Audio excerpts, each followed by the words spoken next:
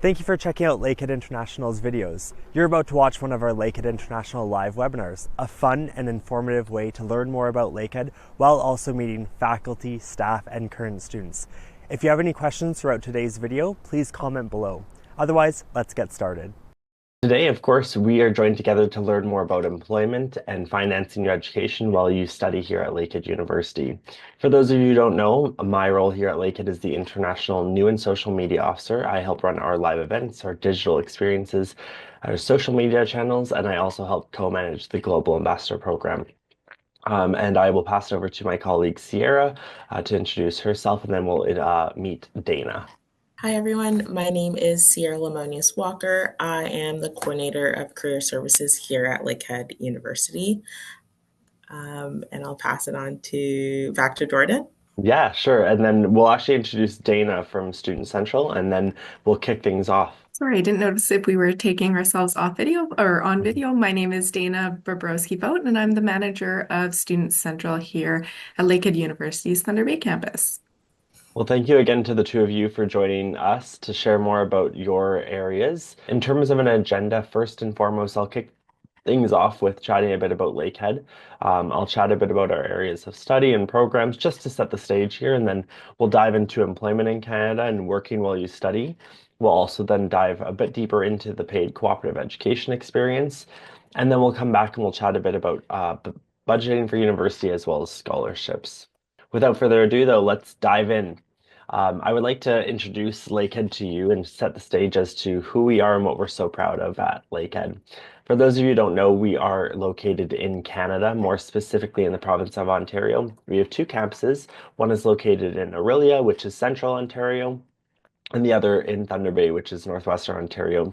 The three of us on today's panel are all located on the Thunder Bay campus. So if you have questions about our campus, you're more than welcome to pose those, but we're always happy to support answers related to our Aurelia colleagues as well. In terms of things that we're proud of here at Lakehead, of course, it goes to show you that although we're a small campus community, we are a mighty university with incredible rankings. So we're top three in Canada's research category, or in our category, I should say. We're also the #1 university with under 10,000 students in all of North America in our category. That, of course, is by Times Higher Education Global Impact Ranking, something that we're extremely proud of, once again, being a smaller campus university.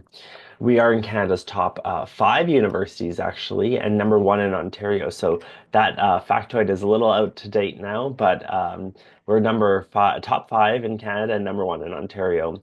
We feel that our small campus community provides students with access to their professors, resources, and sports more easily, including our small class size offerings. So on the Thunder Bay campus, there is a 15-to-1 student-professor ratio.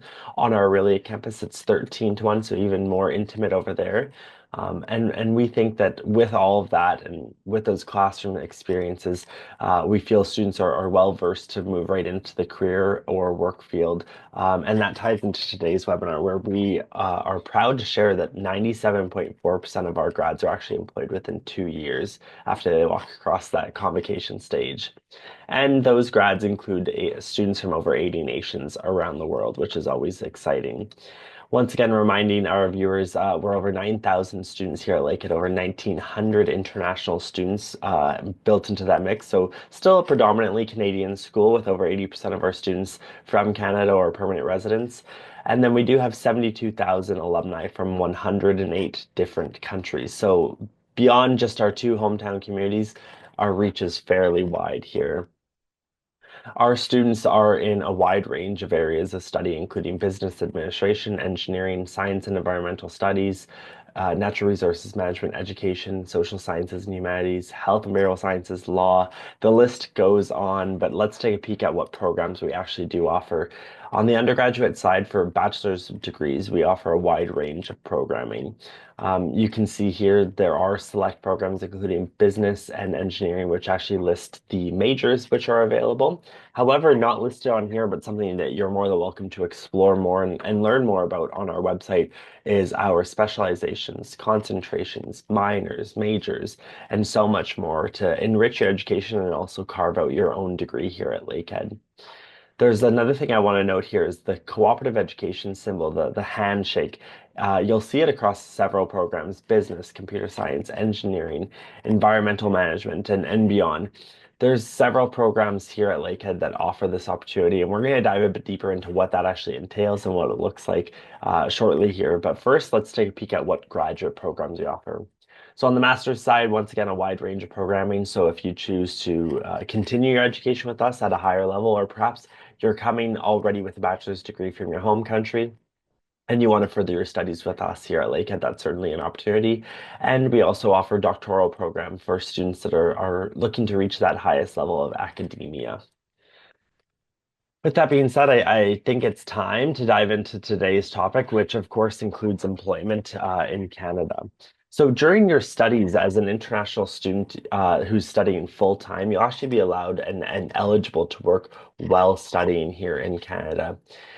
International students typically are eligible to work both on or off campus at Lakehead University, and there's actually a variety of departments and roles available to students that are convenient in terms of their location being here on campus or nearby campus, but also an exciting work environment.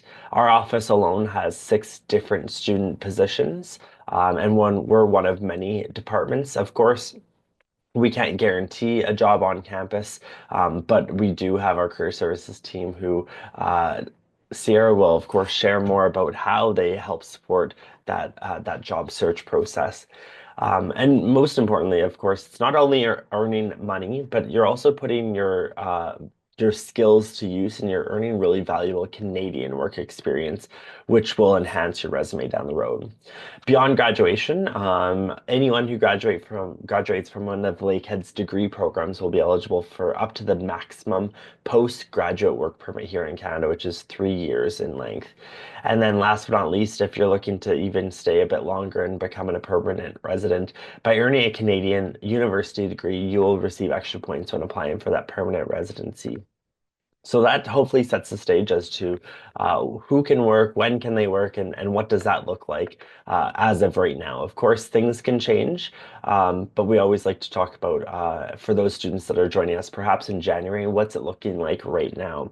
Next, it's my pleasure to pass it over to Sierra, who's going to share more a bit about career services and co-op, walk through the services with us, and then we're going to dive a bit deeper into the spaces as well as the co-op program. Hi, everyone. Thank you, Jordan. So, here are some of the services that we offer. Um, we So I facilitate career advising and we also provide workshops. So our workshops would be considered development workshops. So how to develop your resume, how to prepare for an interview, other skills, how to network or how to put your best foot forward when you're going out into career fairs, etc.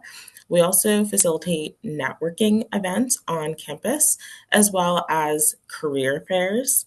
I host a maximum of 3 fairs per year on each campus, so both the Aurelia campus and the Thunder Bay campus as well. Not all the fairs are the same every year. They change from year to year, but we do have a graduation fair every single year. We also have we have on-campus job opportunities, as Jordan was saying. Those opportunities will be posted through My Success. A majority of those opportunities are work study, but there are also opportunities to work on campus. Those opportunities are typically shared in the August season and reshared again around springtime. But I always encourage students to keep looking because you never know what opportunities can spring up. In addition, the co-curricular record is actually not under Career Services, it's under the Student Success Center. So the Student Success Center is right beside Career Services, and they would be more than happy to discuss why a co-curricular record is so valuable. And I really, really encourage everybody here today, if they do come to the Thunder Bay campus, to connect with that office to learn how you can be a part of Level Up Leadership, which is a group on campus. You participate in leadership activities, and that can go on your co curricular record, which in itself can be used as experience when you're ready to start applying for jobs. And lastly, we have cooperative education, or co-op as we call it internally. And as we saw earlier, there are plenty of opportunities on or plenty of programs that have cooperative education attached to it. Be sure to double check your eligibility requirements for those. But if you're unsure, you ever have any questions, you're more than welcome to contact our office or attend a drop in session for more information. Great, Sarah. I'm going to take a pause here. I know that for the workshops such as resume writing and interview preparation, oftentimes students come to Canada, and this could perhaps be the first time they're getting a career or getting a job, or at least using a resume outside of their home country. So, could you walk us through just briefly what are those two workshops? What do they entail typically, or what do they go out to set forth in terms of helping students? Yeah, for sure. So, our resume development workshop, or resume fundamentals, is a workshop I actually host every Tuesday during the regular school year. We go over what a resume looks like in Canada. We go over three different ways you can display your resume. There are a multitude of ways, but just three different ways to get you started. We break down what a resume looks like section by section. We share information on what's the most important information that you should be having, where you should be putting that information. And lastly, we share some resume do's and don'ts. So things that may be common where things that may be common wherever you're from globally, comparatively what's common in Canada and North America. If you are interested in learning about what a resume looks like in another part of the world, for example, that's not something that would be covered in that webinar, but it's a conversation that we're more than happy to have at any point. Great. And of course, heading into the big interview, if you're able to secure one of those, it can be nerve-wracking, especially for a first-time job seeker. What does the interview preparation do in terms of helping students get ready? So, our interview preparation workshop is a workshop that we host about twice a year. And we also have another service called Big Interview on Campus that you're able to use on demand. But what we're really going over is what to expect in an interview, how best to prepare for an interview, certain questions that you can expect, behavioral questions, and how best to address those big questions. When they ask you two questions in one, we go over the STAR method as well. Um, we find that these workshops are really, really helpful for students because it kind of just gives you the what to expect when you're going through, and also a few tips and tricks on how to stay calm in an interview. It can be a very nerve wracking experience. It doesn't matter if it's your very, very first time or your 20th time doing an interview. It's always scary going in, but there are ways that we can mitigate those feelings. So we definitely go through that as well. Great. So with that being said, next we're going to take a peek at some of the spaces that host career services and co-ops. So I'll pass it back to you, to Sierra, just to briefly touch on them, and then we'll dive a bit deeper into the cooperative education program. For sure. So we have two centers. We have one center that's open Monday to Friday on this campus during regular school hours, from 1 to 4. You can drop in at any time. Each day, we usually have different programming. Once a month on Mondays, we have mock interview Mondays where we have staff participate and give mock interviews for students. On Tuesday, we have resume drop-ins. Wednesday, we have co-op Q&A. Thursday, we have another resume drop in, and Friday is kind of a catch 22. You can ask anything, and if there's time, we will do on the spot interview preparation as well. In Aurelia, it is open usually 2 to 3 times a week. We do have a smaller staff in Aurelia, but we are available. So, as the coordinator, I am also available for virtual support for any student who would like to book a one on one appointment or service. We also host a lot of our workshops online as well so that you have access on both campuses. But the Aurelia space is open twice a week from 1 to 4:30, typically on Tuesdays and Thursdays. Great, thank you. So with that being said, it's time to dive into a big topic here, which is cooperative education. Sierra, I'll pass it over to you to share a bit about some of these main talking points. Next, we'll look at some of the co-op partners that we've had in the past, and then we'll review a bit further. For sure. So, co op, as you can see, is 4 to 16 months. Earlier, I said it's really important to check your eligibility requirements. It's extremely important to check eligibility, but also what your work term options are. The work terms are set, they are what they are. They cannot be shifted or changed if you would like to get your co op designation. And um, you are able to earn money. So, co op is mandated to be paid. You have to work for a Canadian organization and you must be paid in Canadian dollars. So, what's really nice about that is you gain Canadian work experience, but you're also able to take some time off during your regular academic terms, pay a reduced tuition fee, and earn some cash. So, when you come back to school, that potentially could fund your education or whatever it needs to fund. Um, yeah. I'll dive into the next slide, which is just a sampling of some of the co-op partners that we've had in the past. So we've had financial institutions like HSBC, RBC.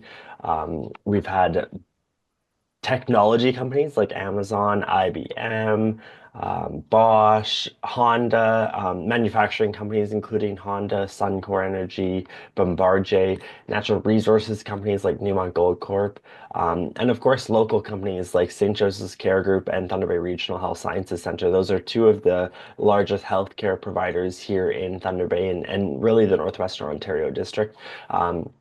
These are just a few partners, though. As I noted in the previous slide, there's over 140 international and national partners that we've worked with in the past. And the great thing about co-op is that it's not a matching program. It doesn't give you the co-op experience if you don't go out and look for it for yourself. So finding that job is critically important. Of course, we have procedures in place. We have a dedicated advisor who's happy to help guide that experience and assist you in that job searching. However, they won't get you the job. You need to be looking out there yourself, and so that opens up the opportunities and really allows you to go just about anywhere. Once you find that job, though, you simply will get it approved by the co-op team, but then also your faculty advisor or your chair, who will give you the green light, hopefully, and say, "Yep, this looks like it's in line with your program of study and the desired learning outcomes." And then you're set essentially after that. Sierra did mention those co-op work term sequences, which we'll take a peek at the chart in just a few slides here. But first, we're going to chat a bit about the programs that we offer for co-op. So on the undergrad side, once again, reminding our viewers, business in Thunder Bay and Aurelia, computer science, engineering, as well as environmental management, environmental sustainability, forestry, kinesiology, and physics. So these are, sorry, go ahead, Sierra. Sorry, and there's one more that we actually just added this year, which is geography. Okay, exciting. Good to know. Yes. So with that being said, um, for those students that are watching today, listening today, if I've named one of your undergraduate programs and you're interested in learning more, you can always check out our website to explore further. For our grad students that are joining us for a master's program, computer science, economics, engineering, as well as physics. So a smaller offering, but nonetheless still exciting because these are some of our biggest programs here at Lakehead in terms of volume and numbers of students. As you may be considering this opportunity, you're probably asking yourself, so when can I go on a co-op? And most students are eligible for a co-op term at the undergraduate level, typically in the summer after second year or even after the third year. For graduate students, for master's students, it's typically after your first year of study. It is different though for every program, and that's why you need to check your own academic calendar to be sure And like I said, those co-op work term sequences are determined by the faculty and will be integrated into your programming. So we'll take a peek at what that looks like next. I will remind viewers that you can typically start co-op just about any time in September, January, May. Um, all of these will range though. So what does that actually look like in terms of when might you go on it? So let's take a look at the very top one, Honors Bachelor of Commerce Interrelated. So that's our business program. You can see the summer of year two, you have an optional work term one and two. And that would also be an optional work term in the summer after year three. However, your full fourth year is actually three mandatory co-ops. So that is a full 12 months of co-op, and that's what's going to secure you the designation when you graduate at Lakehead. Looking back to something like Honors Bachelor of Science in Computer Science, students are actually eligible to do a co-op in their first year, the very first summer that they've completed their studies. They would need permission though from their faculty. Same with the optional co-op, and after year two, they would need permission. So that's going to be reserved for those students that have clearly made their best effort in academics and have proven to their professors and most importantly to their advisors and their chairs that they will be successful in an opportunity that will take away from resetting, relaxing, and perhaps getting a different type of work experience.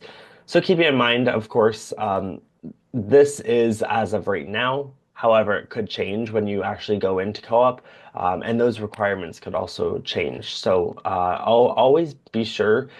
Sierra noted that co-ops drop-in sessions are available on Wednesdays currently at the Career Zone in Thunder Bay. Keep an eye out for that sort of stuff. Listen to your teachers, listen to your advisors, but also check out the co-op pages on our website to stay up to date in terms of what you should be learning next to be successful. Sierra, before we wrap things up for your section, did you have anything else to add? The only thing I would add for co-op is it's extremely important for you to be checking when you can apply for your work terms. So, for example, the summer application closes October 31st of every year to go out for the coming summer. So it's really important for you to take note of dates like these because if you are submitting late applications, it does take longer and that can actually hinder you going out on a co op. For sure. And that job prospecting, job searching process, it's not necessarily these companies that are hiring co-op students essentially are they know well in advance that they want to hire a student and they're looking for employees, in late November, in December, and even into the early new year. So without having that approval or having that application submitted to our co-op team, you can't be moving forward with any of those employers to hopefully secure some gainful employment during your work term. So thank you again, Sierra, for sharing more. I know that we have a busy day on the Thunder Bay campus, so if you have to drop off, thank you for your time. If not, you can hang out and answer some questions when we dive into our live Q&A. But next, I'll pass it over to Dana, who's going to dive a bit deeper into budgeting for university. This is an important conversation around making sure you're going to be financially resilient while studying at Lakehead. And what does that look like? So Dana, over to you. I'll slide over to the next slide for you. Great. Thank you, Jordan. So, of course, financing your post-secondary education, as mentioned, is one of the most important conversations that we can have with you as a post-secondary student considering studying with us at Lakehead. Here, we believe in setting you up for success, and that goes beyond those academic pieces. We truly care about you, and that includes discussing your finances, making sure that you're setting yourself up for success. So, in the presentation today, we're going to discuss some of the budgeting basics and start with some key terms, and then go into some of the resources that may be available to you when you're looking at making a personal budget. So some of those key terms when you are looking at creating a budget includes words like need. So a need is a necessity, something that is required and essential for life. Want is a desire, something wished for, not essential. So that might be having coffee every day. And, sometimes it's realistic for your budget to allow for you to do that at Starbucks or a Tim Hortons, which you'll learn in Canada is a thing. But it does factor into your personal budget.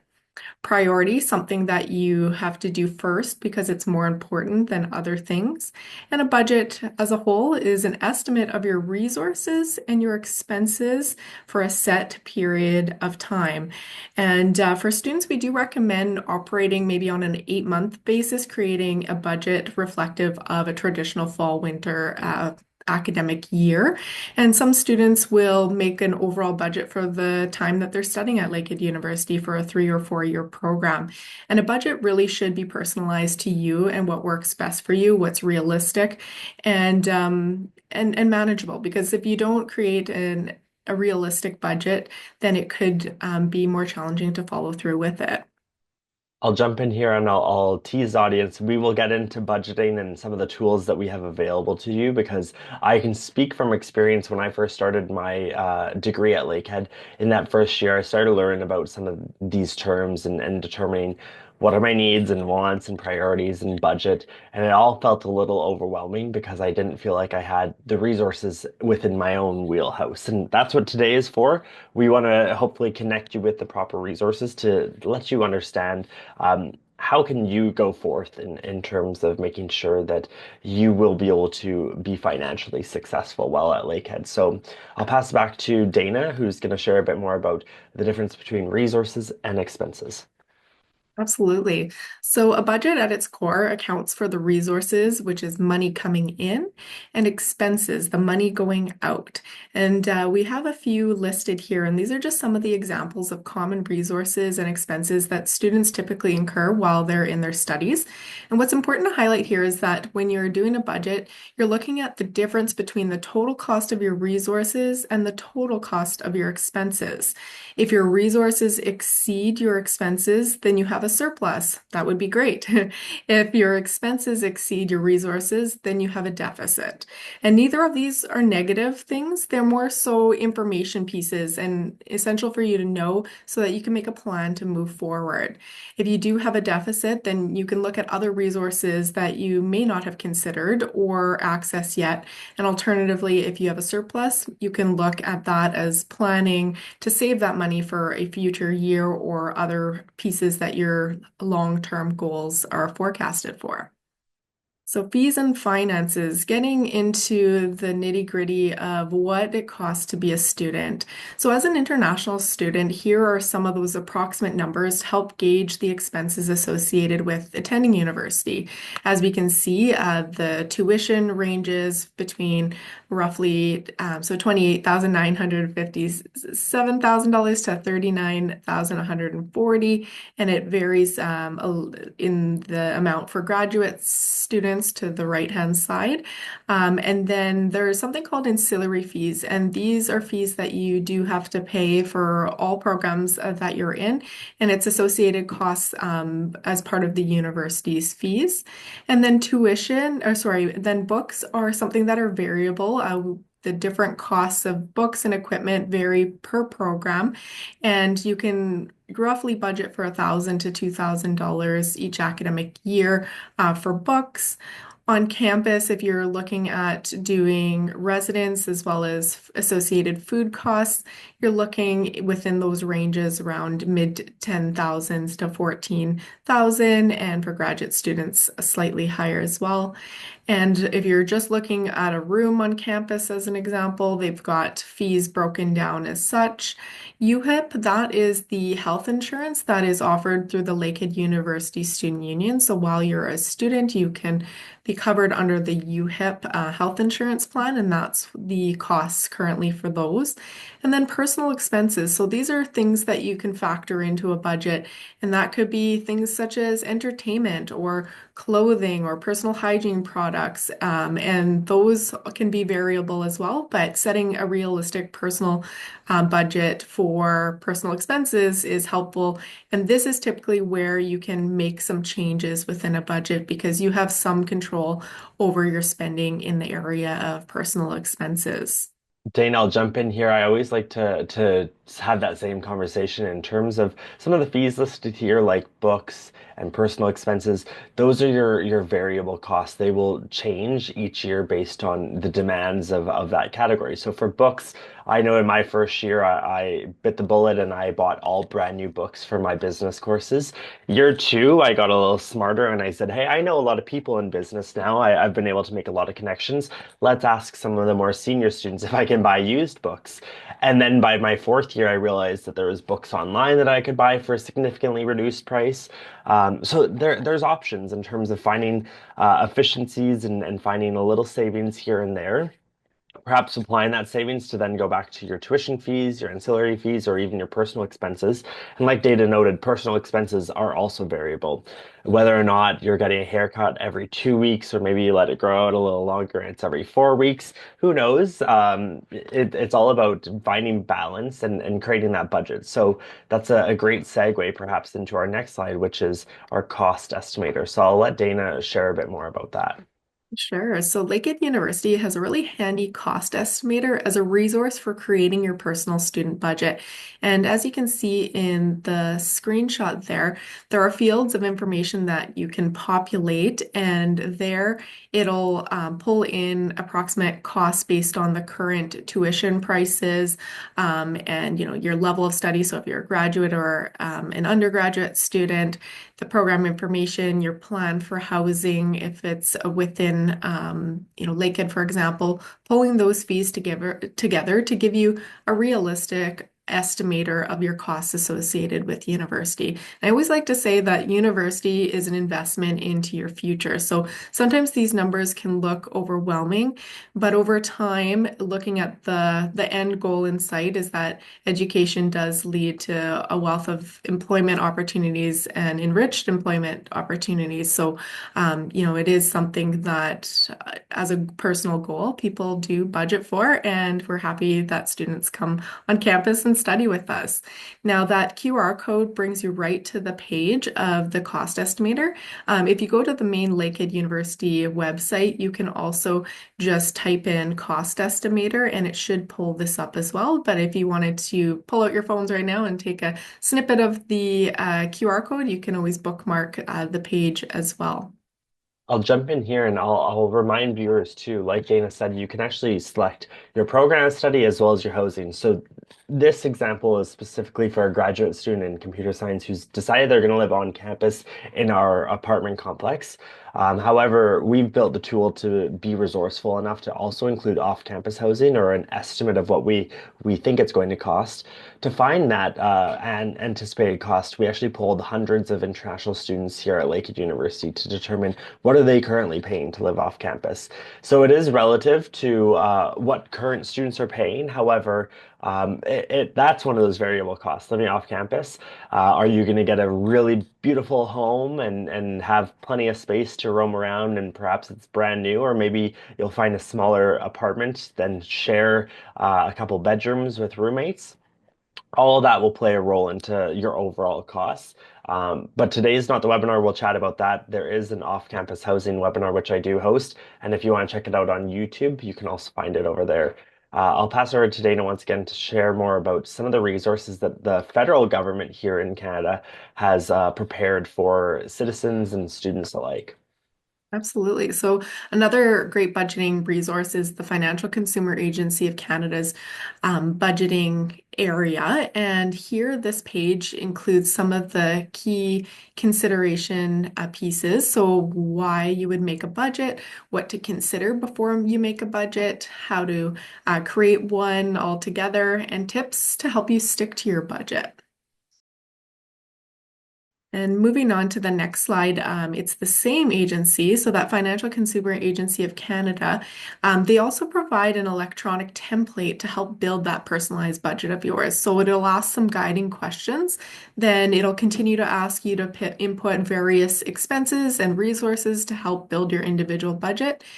And this would be super helpful to get a kind of pre-populated guideline, but then you're filling in your personal information to receive a tailored budget that is unique to your personal circumstances. And kind of in summary to the budgeting pieces, Budgeting it really is key to ensure your success. We want to ensure that you have the proper financial resources that are available to you for your studies, because that can help alleviate some of the added stress that goes into university life and allow you to better focus on your academics at hand. So, budgeting and planning for your resources and having that realistic picture before you come here is essential for being successful in your studies. And now, Jordan is going to talk about how Lakehead is committed to supporting students with many of the great scholarship and funding opportunities as well. Thank you so much, Dana. So on that note, yeah, I'm kicking things off where I get to chat about some of the more lighthearted topics related to how Lakehead can support students in their funding needs through scholarships, bursaries, and awards. In terms of maybe working on the inverse, I always like to talk about student awards and recognizing the fact that Lakehead is the #1 university in Ontario in our category in terms of student awards that are available. So we are so proud of that in terms of the wide range of awards. Um, they will range based on different needs. So they could be financial need or needs based, or they could be based on academic merit. These are awards, though, that are available to current students. So when you actually arrive on campus, you'll then become eligible to fill out a profile and a form on our My Awards website. That information that you provide there will help our system actually auto match you with a variety of different awards and bursaries that will fit your needs. There could be additional asks or details that you must provide. Select awards and bursaries will actually require, for example, an essay to be written, and then they'll go to a committee for review. I was fortunate enough that I filled this out in my third year, and I was automatically matched with a marketing a marketing award that was sponsored by a corporation, simply because I was a marketing student. I wasn't the most studious. I wasn't the most academically strong person in the program. Maybe I don't think I was at least. But it just goes to show that it really was helpful that I didn't have to do all the hunting and finding and figuring out whether or not I would be eligible for it. The system did it all for me. Lakehead has over $11 million available in student awards financial aid, which is really exciting. It's not for everyone, though, in terms of, like I said, some scholarships are reserved for select students of specific programs or specific needs. And so all $11 million won't be going to one person, but we spread the wealth and we certainly hope to connect you with some when you arrive. Perhaps Dana would like to add a bit more here.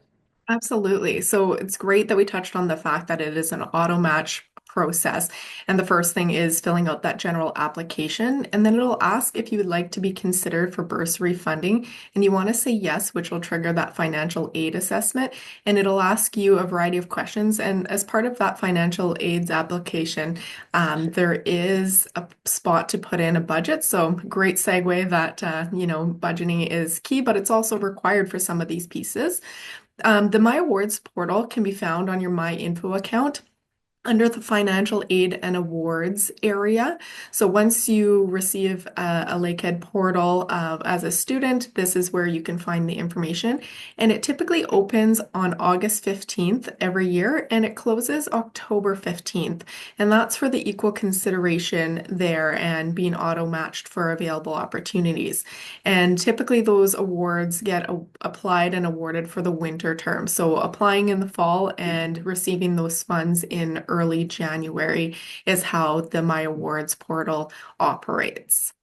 Great, thank you, Dana. And I do like to clarify, of course, these awards, bursaries, they will not satisfy 100% of your financial need to study at Lakehead. So no one should be joining the institution with the anticipated outcome that your education will be fully funded.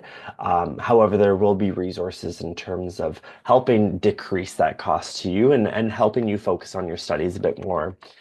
This is a great segue, though, into something that we can guarantee to our international students students that are joining us for an undergraduate program, we're very proud to offer one of Canada's top scholarship programs, which is our International Entrance Scholarship Program. So this is a merit-based scholarship. There's no additional application necessary, so you don't have to apply for the scholarship. When you apply to Lakehead, our admissions team will actually assess your grades and find the Canadian equivalent. If you fall between a 75 or 79.9 or a 28 to 29 on the IB scale, you'll actually be eligible for a one-time scholarship of $6,000 Canadian. If you're in the next range, which is 80 to 89.9 or 30 to 34 for IB students, you are going to get 7,500 in your first year. And then if you're 90% or over, or 35 plus, you're going to get $10,000 in your very first year. Something you'll note though is that I've said some smaller numbers than what you can see on the screen, and that's for our top two scholarships. For the 80 plus students, you are actually in our renewable scholarship range. So what that means is that if you maintain your academic average when you arrive here at Lakehead in your first year, you'll get your scholarship a second time in your second year. If you maintain it in your second year, you'll be eligible for your third year and so on, all the way through your 4-year program. So you can earn up to $40,000 Canadian at the top end. In the case of students that join us at that 90% or over, for example, you get $10,000 in your very first year. First year goes great, and you get a 92 in your academic average. So you'll maintain that scholarship actually in your second year. So now you're $20,000 from Lakehead University. Perhaps second year proves to be a bit more challenging, and maybe you fall below the 90%, but you're still above the 80. We'll actually drop you down to the 7,500. So you're still making out with 27,500 from Lakehead in those first 3 years. With that being said, though, that's the only movement within this chart. So if you don't join Lakehead within these academic averages, unfortunately, you will not be able to join the chart in your second or third or fourth year. It's only eligible for those first-time students because we want to reward you for your academic achievements that you had before joining Lakehead. So you've put the time and effort in to get those incredible marks before you even came to us. And so we want to reward you for that through entrance scholarships. That's just a quick preview of the undergrad funding.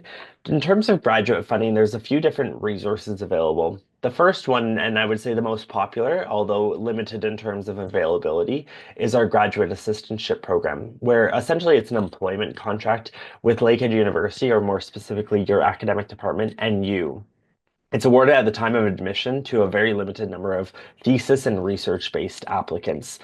So this is something that I always like to remind viewers if you're currently in the application process or you've yet to apply but you're considering an application and you know funding is an important part of the conversation, include that in your statement of intent or connect directly with your graduate coordinator and express your interest in working for a graduate assistantship and making sure that they're aware that funding is an important part of your conversation. They will be upfront, and that's why we like to do this in the admissions process. So if there's funding available for you, you'll be awarded that, and you'll know right at the beginning of receiving that letter of acceptance from Lakehead.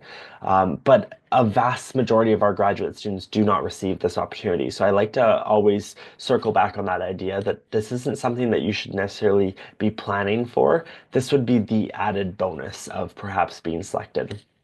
And there is also something called the faculty research scholarships. So this is once again typically for thesis and research-based students, where they're eligible for funding through different grants and contracts that are actually in their academic unit. So for some of our faculties that get SHIRK grants, for example, our professors will submit entire proposals and get SHIRK grants to conduct their research here on campus. Then the professor has to decide how are they going to spend that funded research money. Are they going to buy new equipment? Are they going to hire research assistants? Are they going to purchase something new or acquire a space on campus to help facilitate? There's a wide range of how they have to spend that money or how they choose to spend that money. So once again, this is something that you could certainly connect with, especially for those students that have a supervisor already selected. You could better understand if they have any funded projects through grants or contracts and whether or not there's opportunities for you to find employment with them. So that's a quick overview of graduate funding and the scholarships and awards and bursaries here at Lakehead. For the last, 12, 13 minutes here on today's webinar, I want to open the floor to questions. I know Martin has been busy behind the scenes answering questions in the Q&A, but we'll go ahead and launch that and I'll do my best to answer some of them live. This one says, this is Andy. I will be pursuing the master's degree in economics. What is cooperative education? Is it hard to get a co-op? So cooperative education in a nutshell is a paid work experience that's built into your academic degree program and formally recognized on your parchment when you graduate. In terms of accessibility or how hard it is to get a co-op, it depends on the situations any given year. First and foremost, you need to be eligible for the co-op, so you need to satisfy the program requirements. Each program has unique requirements. They may be a different academic average they anticipate their students should have. They may be completing a certain amount of courses or certain courses explicitly. So you can learn more about those requirements that are related to your program, specifically Masters of Economics, on our co-op website. And then in terms of actually getting a co-op, I do like to remind viewers it's not a matching service. So we will not find you the job. You will have to put in the work to explore different experiences available within employers here in Canada and perhaps elsewhere. Our co-op and career services team certainly will help you with that job exploration. They can give you tips and tricks. This is what they live and breathe, essentially, is helping students explore jobs. But like I said, they're not going to find that job for you. They will certainly share information if they hear of perhaps co-op jobs that are applicable to economic students. They're not going to keep it to themselves. That doesn't benefit them. They will share widely with the students that have expressed interest. And similarly, I would encourage you to connect with your faculty members, connect with your professors. These are professors that, especially in our hometowns, have been connected with industry, have been connected with corporations for tens of 20s of years. And they have really strong connections to our community partners who perhaps are offering job opportunities or for the right student could create a job opportunity. Um, this next question says, is there any scholarships for studying Masters of Economics as well? So there's no scholarship funding or entrance scholarships for graduate programs. There are, like I noted, graduate funding opportunities like a graduate assistantship or a faculty research scholarship that are available to students in a very limited term or limited availability. So I would encourage you to connect with some of your professors within economics, specifically your chair or your graduate coordinator, and express interest in finding funding opportunities within your academic unit. However, there's nothing from the outset that is available as of right now. This question says, is there any consideration for senior students or older aged for this entrance scholarship? So if you're joining a bachelor's program, right now the scholarship is only available to students who have completed high school within the last 2 academic years or 2 calendar years, pardon me. So unfortunately, in this case, based on what you've provided, I would assume you may not be eligible. However, you're more than welcome to connect with one of our recruitment advisors. We have a team around the world, essentially, who's ready to meet you where you are, online, on email, over the phone, whatever it is that will help you learn more about Lakehead. We're going to meet you there. And they can share more details and perhaps clarify that information once they get to learn about your situation a bit further. I wouldn't be discouraged, though, although you may not be eligible for the entrance scholarships. That wouldn't preclude you from some of our actual awards and bursaries that are available to current students. However, it would not fund your full cost of education. This question is from Royal. It says, I cannot connect to my academic advisor regarding my course registration. Please, how do I go about it? Because I don't want to make any mistake. Granted, that's a smart decision. We don't want you to make a mistake either. If you're having trouble connecting with your academic advisor, I would encourage you to connect with the program's chair or perhaps connect with the administrative assistant for your department. Royal, if you clarify perhaps what program you're pursuing, you can chat us on Zoom here and we'll help connect you or share the contact details for your administrative assistant. Sometimes it takes a simple prompt to get the admin to pop into somebody's office and ask them politely to get back to the student. However, if you're unable to connect with your academic advisor or graduate coordinator, I think the next best step, though, is to go right to different professors and see if they're able to assist you. Secondly, you said that you can't get the tuition fee invoice without registering for courses. So, Royal, that's where that cost estimator would certainly come in handy. I know if you're using that as a part of a loan application or request for funding, it may not suffice in terms of needs. However, it will give you a rough estimate of what your first year at Lakehead will cost, and hopefully you can use that in the interim.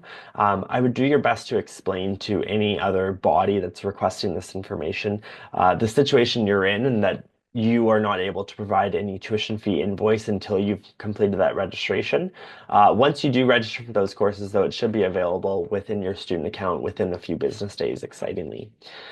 This next question says, apart from the percentage in bachelor degree, is there any other criteria or option to get a scholarship for my master's degree at Lakehead? Unfortunately, no, just the graduate funding opportunities that are available and I previously spoke about.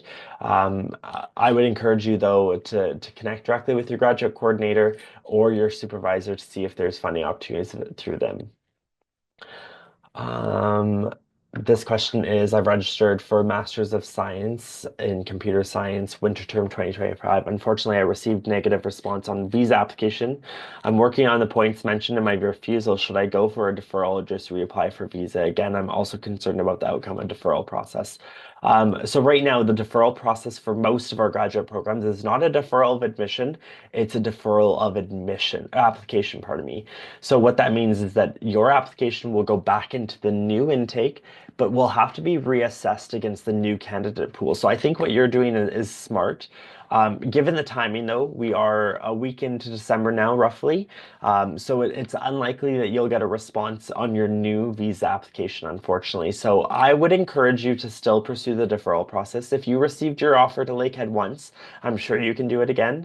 And hopefully you have success in your reapplication for your study permit here in Canada.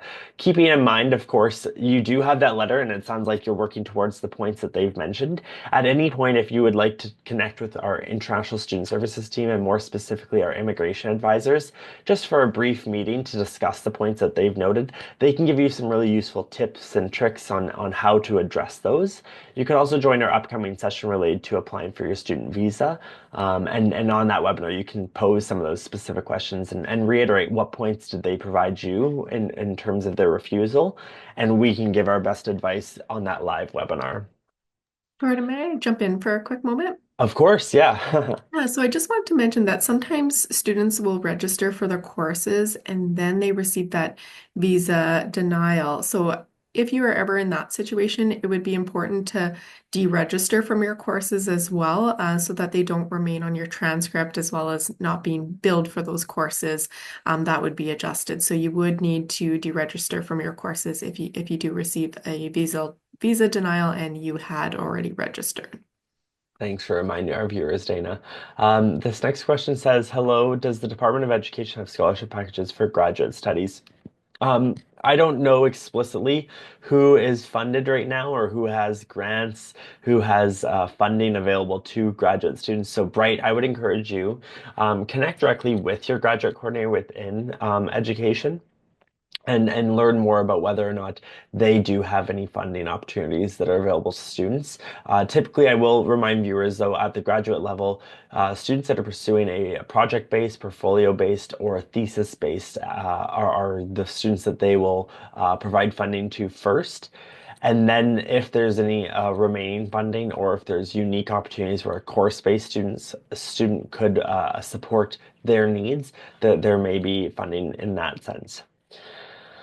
This question says, is it advisable to register for my courses whilst waiting for my study permit? I've paid the fee for semester one already and wanted to be sure of what I need to do. I would encourage you to register for your courses. Yeah, courses can fill up. And so if you have very specific courses that you need to ensure you have a spot in, register for those courses. But like Dana noted, if that visa application comes back and it's not the best response, i.e. it's a refusal or denial, at that point, you need to immediately withdraw from the courses. Keep in mind, on our website, we have our important dates published for when students can add, what's the last day to add, and what's the last day to withdraw from a course with no financial penalty. And there's also more information about if you're not worried about the financial penalty, what is the last day to withdraw from a course so that it's not reflected as a 0 or a no mark on your transcript. This question from Royal says, I recently got an email regarding the deadline payment. I want to ask if the tuition deposit fee or the full tuition deposit fee has the same deadline of the 15th of December. If it's the full tuition fee that has the deadline, what's the fate of ours using loan for funding? As stated, it will be paid by the school by January. That's a good question. So if you have an offer to Lakehead University, you must make your tuition deposit payment. So what that is that for undergrad students, it's $500 and that secures your spot here at Lakehead. It's how you accept your offer. For grad students, it's $2,000 right now. And for students that are joining us for intakes in spring and fall 2025, that will be increasing as a part of the provincial attestation letter process. So keeping in mind, those payments are critically important so that you can move to the next stage of your Lakehead process and securing your spot. In terms of that deadline to make that payment, if you're receiving funding from an external resource or a third-party vendor, if you do not meet the December deadline, I would encourage you to simply connect directly with our international accounts officer. Chris Gallinger is a great guy, and he is happy to connect with you and better understand the situation you're in. If you let him know sort of the timeline and as to when you anticipate receiving the funding, he can then provide you with more details and perhaps flag your account so that in the best case scenario, there's no late fee applied. In this case, though, Royal, you don't have any courses registered, so you will not have any fees due as of the 15th. With that being said, as soon as you do register, typically, even if it's after the deadline of December 15th, they'll be looking for that payment fairly shortly after that. So keep that in mind. Perhaps I will get Martin to answer the last few questions online as I wrap things up here. It is 10 o'clock over here in Canada, so I'll encourage everyone to follow us, stay connected on social media on Facebook, Instagram, and YouTube. You can find us at Lakehead International. If you want to take a virtual campus tour, explore our beautiful campuses, labs, residences, cafeterias, what have you, head over to lakeheadu.ca/tours. With that being said, thank you again for joining us, folks, and thank you to Dana and Sierra for joining and sharing more information about your units here at Lakehead University and how you support students through a variety of supports and services. It's been my pleasure to be the host. To our audience, thank you again. We'll wrap it up here, and hopefully, if we weren't able to get to your question today, you can always send us an email over at welcome@lakeheadu.ca. Alrighty, bye for now, and see you again soon. I hope you enjoyed the video. If you have any questions, I want to encourage you to comment below or connect with us on social media. We can be found at Lakehead International on Facebook, Instagram, and YouTube. Thanks for watching once again, and hopefully we'll see you at the next live webinar. Bye for now.